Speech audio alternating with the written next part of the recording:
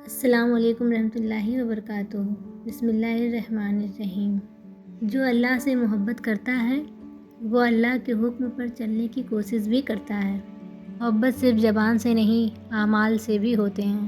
جو کچھ ہے وہ تمہارا نہیں، وہ سب اللہ کا ہے۔ تمہاری زندگی، تمہارا رزق، تمہاری ایک ایک سانسیں، تمہاری اولاد، تمہارے ہر ایک چیز اللہ ہی کی ہے، اور ہم اللہ ہی کی طرف سے آئے ہیں اور اللہ ہی کی طرف لوٹ جانا ہے۔ یاد رکھو، کتنا بھی گناہ ہو امید مت توڑنا، اللہ معاف کرنے والے ہیں۔ اللہ نے قرآن میں فرمایا کہ میری رحمت میرے عذاب پر غالب ہے، مجھ پہ یقین رکھو۔ دعا کرتے وقت یہ یقین رکھو کہ اللہ مجھے سن رہے ہیں اور میری دعاؤں کا جواب دینے کے منتظر ہیں۔ تمہاری ہر دعا، ہر آنسو، ہر اعمال اللہ کو پتہ ہے۔ تم اللہ سے مانگو، اللہ دیں گے، ضرور دیں گے، کیونکہ ان کے خزانے میں کسی چیز کی کمی نہیں ہے۔ وہ بادشاہ غفور الرحیم ہے، اسے راضی کرنا ہے۔ اب آپ کے اوپر ہے کہ آپ اپنے رب کو کیسے مناتے ہیں۔ اللہ کے خزانے میں کسی چیز کی کمی نہیں ہے۔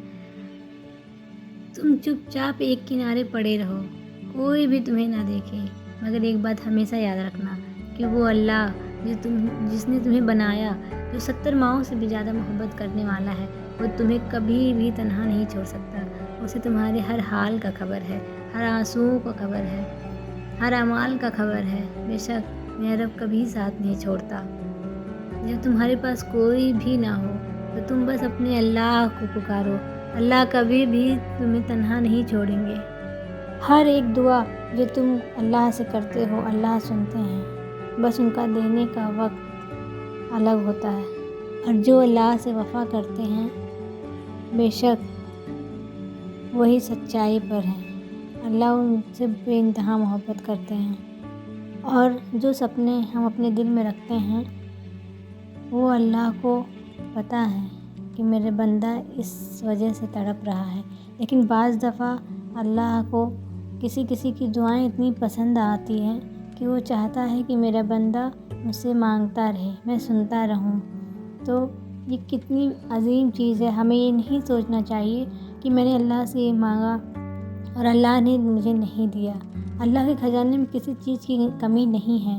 ہمیں یہ سمجھنے کی کوشش کرنی چاہیے کہ اللہ تبارک و تعالیٰ نے اگر مجھے یہ چیز ابھی نہیں دی تو اگر ہمارے نصیب میں نہیں ہے تو وہ نصیب میں لکھنے پر بھی قادر ہے، اور اگر انہوں نے پھر بھی نہیں لکھا تو اس میں ہماری ہی کہیں نہ کہیں بہتری ہوگی۔ اللہ کے فیصلے پہ یقین رکھیں، اپنے اوپر یہ نہ مستقل کریں کہ اللہ نے مجھے یہ نہیں دیا، میں مایوس ہوں، میں غمگین ہوں۔ نہیں، جس نے مجھے بنایا، جس نے مجھے شکل صورت عطا کیا، جس نے مجھے زندگی دی، ہم کیسے پیدا ہوئے، کیا ہوئے، اپنی اس بات پہ غور کریں اور اپنے رب کی اس دنیا کو دیکھیں، اپنے جسم کے ہر ایک اعضے کو دیکھیں، اپنی آنکھوں کو دیکھیں، اس کے اندر کی ہر ایک خوبصورتی کو دیکھیں۔ کیا اللہ نے ہمیں یوں ہی بنایا؟ نہیں، اللہ نے ہمیں کسی مقصد کے لیے بنایا۔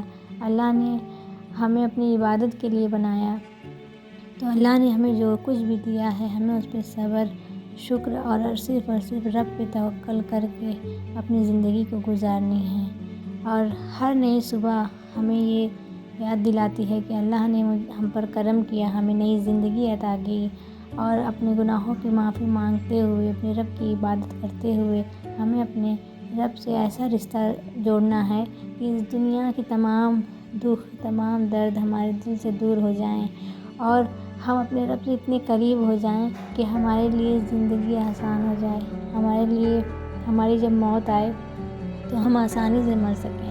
اللہ سے ملاقات کی شوق رکھیں، اللہ سے ہمیں ملاقات کرنا ہے، ہمیں اسے اپنا چہرہ دکھانا ہے، اور اس حال میں جانا ہے اللہ کے سامنے کہ جب بھی ہم اللہ سے ملیں اللہ بھی خوش ہو جائیں اور ہم بھی خوش ہو جائیں۔